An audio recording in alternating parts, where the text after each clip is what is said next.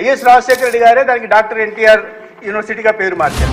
పేర్ల పిచ్చి కారణంగా ఎవరికి అర్థం కాదు. దానివల్ల రాజశేఖర రెడ్డి గారికి గౌరవం పెరిగిందా లేదా వెంకటేశ్వర స్వామికి గౌరవం తగ్గిందా? ఆ మోచేతి నీళ్లు తాగుతూ అదే పార్టీలో ఉంటూ ఉన్నారు అధ్యక్ష. అంటే ఎన్టీఆర్ గారి మీద కుటుంబ సభ్యులకి ఏ మాత్రం గౌరవం ఉందో కనీస నిరసన తెలుపకపోవడం అనేది ఎన్టీ రామారావు గారి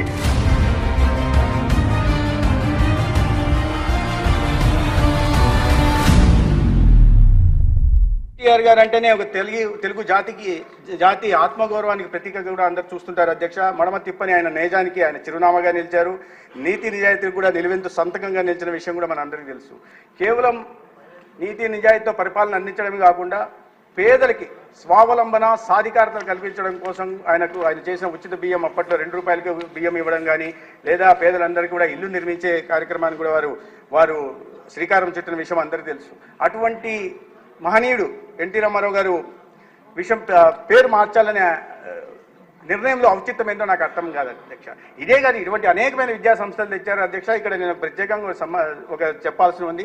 1987లో గవర్నమెంట్ మోడల్ రెసిడెన్షియల్ పాలిటెక్నిక్ కాలేజీల పేర్లతో ఎన్టీ రామారావు గారు 4 కాలేజీలు తీసుకొచ్చారు. దాంట్లో ఏంటంటే 90% రిజర్వేషన్ ఉంటుంది. దిగువ మధ్యతరగతి లేదా పేద కుటుంబాల నుంచి వచ్చిన వాళ్ళకి అక్కడ ఉచితంగా సాంకేతిక విద్యను అందించే విధానం కోసం అది తీసుకొచ్చారు అధ్యక్ష. దాంట్లో క్యాల్కులేటర్లు కానీ, మినీ డ్రాఫ్టర్లు కానీ, లేదా యూనిఫామ్లు కానీ, లేదా ఉచిత లాడ్జింగ్, బోర్డింగ్ కానీ, లేదా సెలవుల్లో ఇంటికి వెళ్తుంటే ఛార్జీలు ఇవ్వడం కానీ చేశారు. అటువంటి కాలేజీలో ఒక మదనపల్లి కాలేజీ నుంచి వచ్చిన విద్యార్థిని నేను అధ్యక్ష. ఇవాళ అంటే నేను ఎందుకు చెప్తున్నానంటే విద్యారంగంలో వారు తీసుకొచ్చిన సంస్కరణ కారణంగా నాయకులు ఆ రంగాల్లో నాయకులు తయారు చేశారనే విషయాన్ని నేను ఇక్కడ చెప్పదలుచుకున్నాను. ఆ మదనపల్లి కాలేజీలో చదివిన వాడిని ఇవాళ నేను ఇక్కడ దాకా రాగలిగానంటే అది ఎన్టీఆర్ గారి కలివే అని నేను ఏమాత్రం సంశయం లేకుండా చెప్పగలను అధ్యక్ష. అటువంటి ఎన్టీఆర్ గారి పేరు మార్చడంలో ఔచిత్యం ఏంటో అర్థం కాదు. పోనీ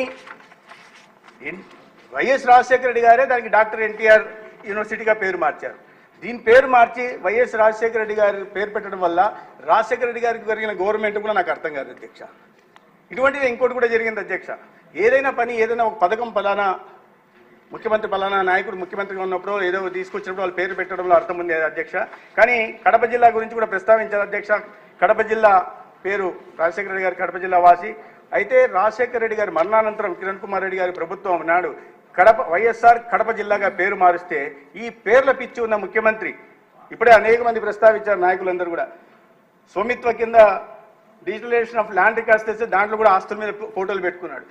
అది కాక పేర్ల పిచ్చి ఒకటి అధ్యక్ష. ఈ పేర్ల పిచ్చిలో సర్వే రాళ్ల మీద అన్నిటి మీద పెట్టుకున్నారు. ఈ పేర్ల పిచ్చి కారణంగా కడప జిల్లాకి ఒక ప్రాశస్తం వైశిష్టత ఉంది, చారిత్రక నేపథ్యం ఉంది అధ్యక్ష. దాని పేరు గడప, తొలి గడప.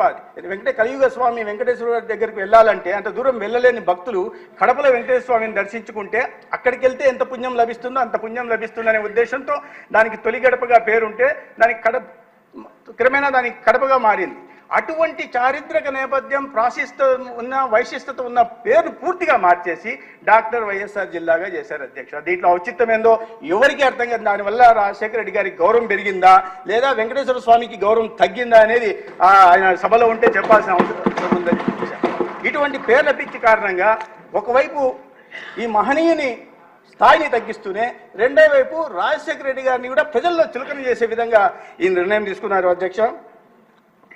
అదికాక ముఖ్యంగా నిర్ణయం వెనుక ప్రధాన కారణం ఏంటంటే ఎన్టీఆర్ గారి స్థాయిని తగ్గిస్తూ వారిని ఒక కులం ఘాటన గట్టే ప్రయత్నం చేసినట్టుగా అనిపిస్తుంది. అది ఎన్టీఆర్ అనే వ్యక్తి అనే నాయకుడు అందరి మనిషి, ఈ రాష్ట్రంలో బడుగు బలహీన వర్గాల సాధికారత కోసం పనిచేసి చట్టసభల్లో నాలాంటి అనేక మంది బీసీలు రావడానికి కానీ, బలహీన వర్గాల నుంచి రావడానికి కానీ, లేదా దళిత వర్గాల నుంచి కూడా ఇవాళ వాళ్ళకి సాధికారత లభించే దిశగా వారు ప్రయత్నం చేశారు.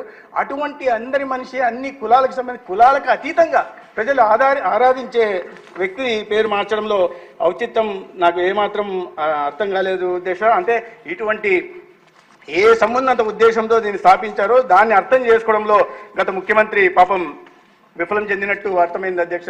దాంట్లో కొంతమంది ఆ పార్టీలో ఉంటున్న వాళ్ళు ఆ సందర్భంలో పేరు మార్పు సందర్భంలో రాజీనామా చేసిన దీంట్లో కూడా ముఖ్యమంత్రి గారు ఎందుకు రాజీనామా చేశారు అనే విషయం అర్థం చేసుకోలేదు.